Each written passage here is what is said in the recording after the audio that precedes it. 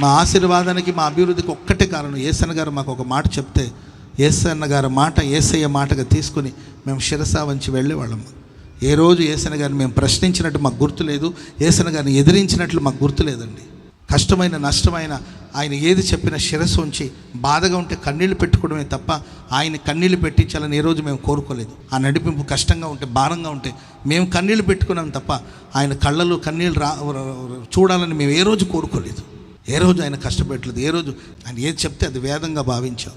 దేవుడిని మనం డైరెక్ట్గా చూడలేదు, దైవ సేవకుల్లో దేవుడిని చూసుకున్నాం. కొన్నిసార్లు కఠినంగా గద్దించాడు, మందలించాడు, ప్రేమించాడు కనుకనే శిక్షించాడు కూడా. అప్పుడు నేను ఏడ్చుకున్నానే తప్ప ఆయన కన్నీళ్ళు కలిగే పనులు మేము ఏ రోజు చేయలేదు. ఆయన కాళ్ళు పట్టుకుని బతిమాలి క్షమాపణ అడిగామే తప్ప ఆయన కష్టపెట్టడం, ఎదిరించడం చేయలేదు. ఆ విధేయత దేవుడు ఇచ్చాడు కనుకనే, విధేయులై ఉన్నాము కనుకనే దైవాశీర్వాదాన్ని ఈరోజు అనుభవిస్తాము.